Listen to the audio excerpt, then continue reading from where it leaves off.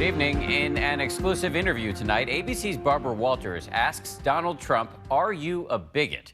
This after the Republican presidential frontrunner made that explosively controversial proposal, saying he would ban all Muslims from entering America.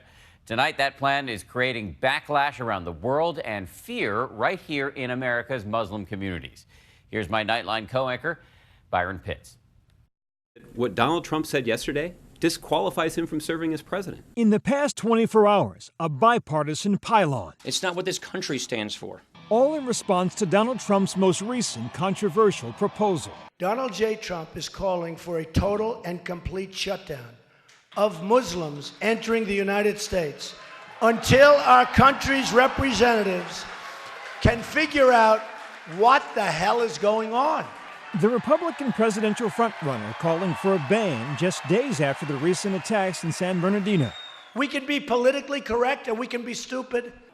These are people who only believe in jihad. The Muslim community here expressing outrage. My question to Donald Trump would be, what are you going to do with the 7 million Muslims who currently live in the United States? We're really entering into some fascist political realms here. We understand that we live in a country that still protects our liberties, but we worry about the direction that the political discourse is headed. This rhetoric echoes the policies enacted by Nazi Germany against the Jews. This morning, the Philadelphia Daily News drawing a comparison to Hitler, punctuated by this from their mayor. He's an But still, on Good Morning America, a steadfast Trump aggressively doubling down, invoking President Roosevelt's action against people of German, Italian, and Japanese descent in America during World War II. This is a president who was highly respected by all. He did the same thing. If you look at what he was doing, it was far worse. I mean, he was talking about the Germans because we're at war. We are now at war. And when asked about that cover, the new furor over Donald Trump, you're increasingly being compared to Hitler. Does that give you any pause at all?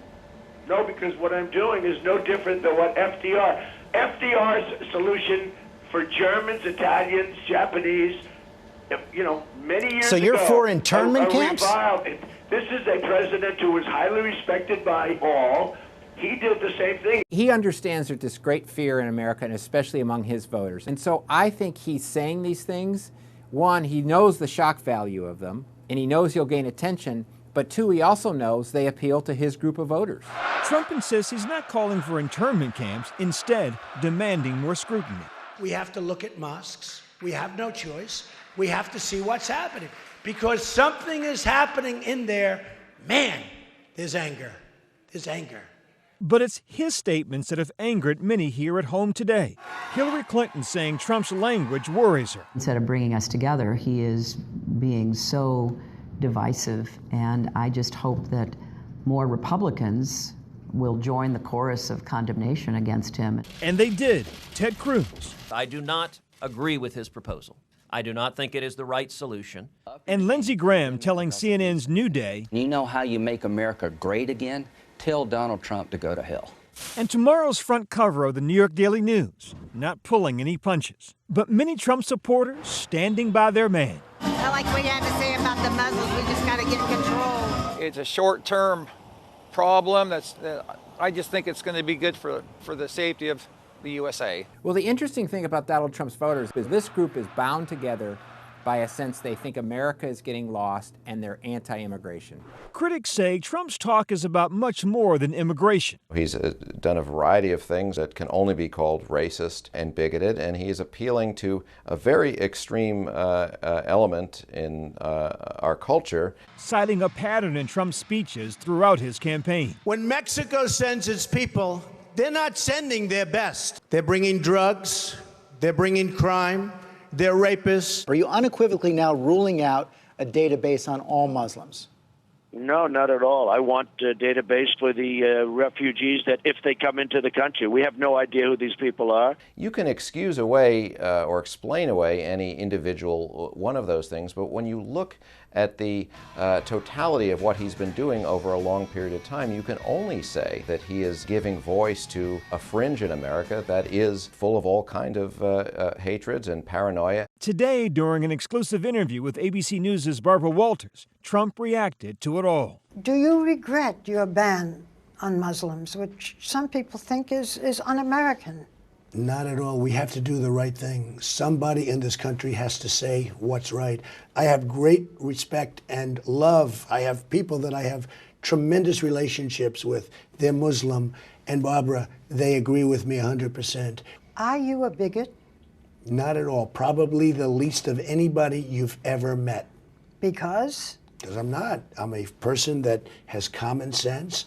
I'm a smart person. I know how to run things.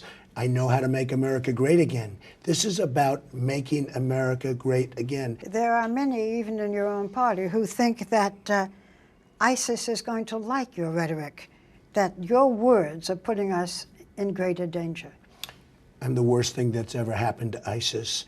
Some fear his words may fuel the growing anti-Muslim sentiment in the U.S. since the attacks in San Bernardino. Last week, I spoke with Mustafa Kuko, the director of the mosque where one of the shooters attended. There seems to be in some corners of the country people pointing at the Muslim community with a suspicious eye. Well, the Muslim community has nothing to do with the individuals. I think reasonable people, right, they know that. Yeah.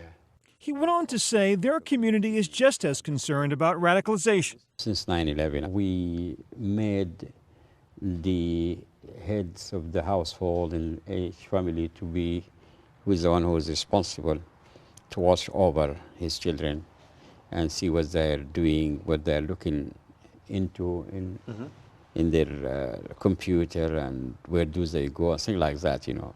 And when one couple came to him concerned about their 20-year-old son, did you think about calling the police? No, but in that incident, to be honest with you, I consulted with the FBI.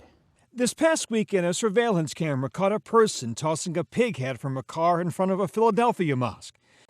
And just a few weeks ago, a torn-up Quran covered in feces was found at an Islamic center in Austin, Texas, not far from where Ayman Asari teaches a private high school for Muslim students. These children are kind of walking around carrying the weight of their religion on their shoulders. They do have to be exceptionally careful about how they speak to others because somebody might misconstrue them as a terrorist. Her students speaking out about the anti-Muslim sentiment they face daily. I'm used to hearing things like, go back to your country, just really discriminatory phrases like that, and I'm kind of sick of hearing it because this is my country. I was born and raised in America, and I consider myself an American. Donald Trump, he really needs to understand that not all Muslims are bad people. There's a lot of us that are normal people, normal citizens in America. My teachers told me specifically to not only keep our heads up high and be proactive in the community to stand up against such political rhetoric and misconceptions about Islam and negative hate, bigotry against Islam. Tonight, Ayman is trying to make one message clear. We are inviting the greater American community to remember we're with you. We are American. We will fight for our country. We will fight for peace. For Nightline, I'm Byron Pitts in New York.